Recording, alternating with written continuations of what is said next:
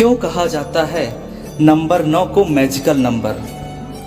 दोस्तों, इस वीडियो को पूरा ज़रूर देखिएगा, क्योंकि मेरी हर वीडियो की तरह इस वीडियो में भी मैं मोहित श्रीवास्तव कुछ नए और रहस्यमयी ज्ञान को उजागर करूंगा। अंक शास्त्र का पूरा साहित्य नंबर 1 से नंबर 9 पर आधारित है। इसमें केवल 9 ही ऐसी संख्या है जिसे किसी भी संख्या से गुणा करने पर प्राप्त हुई संख्या का आपसी योग 9 ही प्राप्त होता है। इस नंबर की यही खासियत इसे भगवान से जोड़ती है और दुनिया की सारी चीजें इसी 9 नंबर से ही जुड़ी हुई हैं। ब्रह्मांड में भी ग्रहों की संख्या 9 है, जिनकी सनातन धर्म में हजारों वर्षों से पूजा और उपासना की जा रही है। और हमारी पृथ्वी, सूर्य और चंद्रमा की दूरी का संबंध भी 108 से है, क्योंकि सूर्य और पृथ्वी के बीच की दूरी सूर्य के डायमीटर से 108 गुना ज़्यादा है। और इसी प्रकार से पृथ्वी और चंद्रमा के बीच की दूरी भी चंद्रमा के डायमीटर से 108 गुना अधिक है, जिसका योग अंत में 9 ही प्राप्त होता है। और हमारी आकाश गंगा में भी नक्षत्रों की संख्या 27 है, जिसका कुल योग 9 होता है। और जब एक नवजात शिशु का जन्म होता है तो वह भी 9 महीने तक अपनी मां की गर्भ में रहता है। मित्रों, नवरात्रि के 9 रातों में भी माता दुर्गा की 9 रूपों की ही पूजा की जाती है तथा सनातन धर्म में 18 विद्या शास्त्रों की संख्या का कुल योग भी 9 ही होता है। और पुराणों के अनुसार 4 युग होते हैं। सतयुग, जो कि 17,28,000 वर्ष लंबा था। त्रेता युग, जो कि 12,96,000 वर्ष लंबा था। द्वापर युग, जो कि 8,64,000 वर्ष लंबा था। और अंत में आता है कलयुग, जो कि 4,32,000 वर्ष लंबा होगा। और मित्रों, आपको जानकर हैरानी होगी कि इन सभी युगों के अंकों को अलग अलग जोड़ने पर भी इनका योग 9 ही प्राप्त होता है। और मित्रों, जैसा कि हम सब जानते हैं कि 9 नंबर गणित में सबसे बड़ा सिंगल डिजिट नंबर है। साइकोलॉजी के अनुसार इंसानों में 9 रस या इमोशंस होते हैं। इसके अलावा केवल 9 ही नहीं, बल्कि 18, 108, 1008, 10,800 अंकों का भी बहुत महत्व है, क्योंकि इन सब का भी कुल योग 9 ही होता है।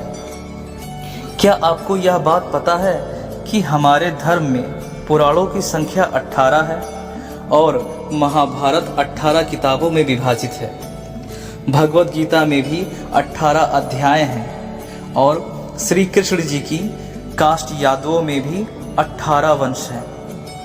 आपको बता दें कि महाभारत का युद्ध 18 दिनों तक चला था और इसमें हिस्सा लेने वाले सेना टुकड़ियों की संख्या भी 18 ही थी तथा रामायण का युद्ध भी 18 महीनों तक चला था। हिंदू धर्म में किसी भी मंत्र के जाप करने की बात आती है तो उसमें भी 108 अंक का ही जिक्र होता है। फिर चाहे हनुमान चालीसा हो या फिर गायत्री मंत्र या महामृत्युंजय मंत्र आदि सभी मंत्रों को 108 बार ही पढ़ना शुभ और फलदायी माना जाता है। रत्नों की संख्या भी 9 ही है, जिन्हें हम नवरत्न के नाम से भी जानते हैं।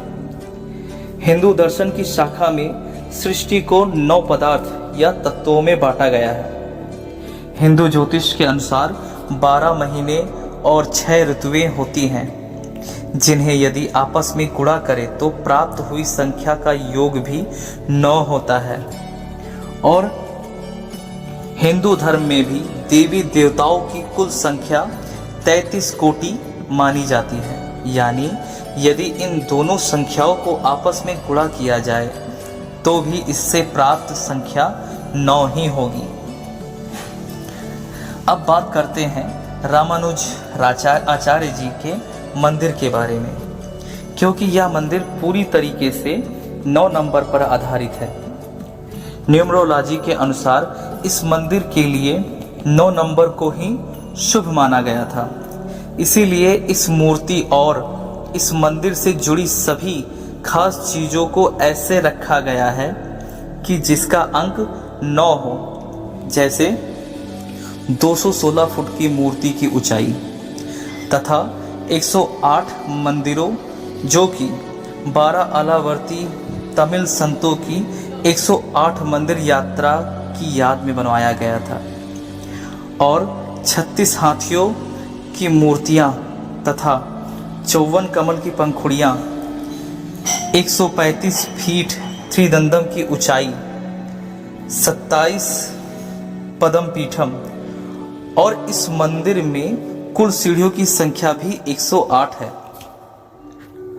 दोस्तों, क्या आपको पता है कि हमारी पूरी दुनिया गोल है और गोले को हम 360 डिग्री से दर्शाते हैं, जिसका कुल योग 9 प्राप्त होता है। यानी दुनिया में जितनी गोल चीजें हैं वह 9 नंबर पर ही आधारित हैं।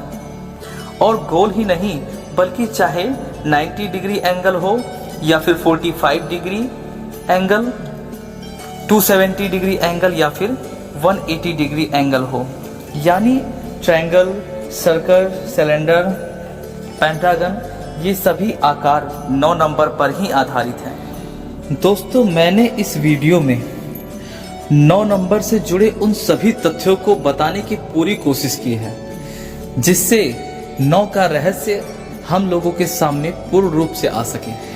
लेकिन मैंने जितने भी चीज़ों को इस वीडियो के माध्यम से आप लोगों तक पहुंचाने की कोशिश की है, इससे यह साफ जाहिर होता है कि ये हमारी दुनिया पूरी की पूरी 9 नंबर पर आधारित है।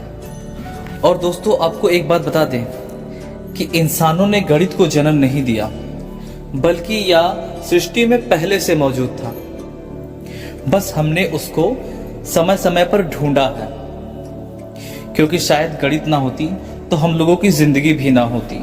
अब हम गणित से अपने जिंदगी में क्या परिवर्तन ला सकते हैं, इसे कुछ लाइनों से मैं आपको बताता हूं कि जिंदगी एक गणित है जिसमें दोस्तों को जोड़ना है, दुश्मनों को घटाना है, दुखों को भाग दो, गुणा करो सुखों का, वर्ग करो अच्छे समय का, वर्गमूल निकालो घमंड का, और शेष है आपका जीवन।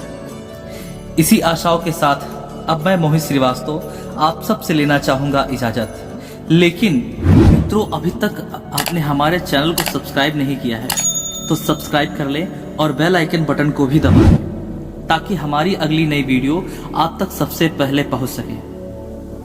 आप सभी का बहुत बहुत धन्यवाद।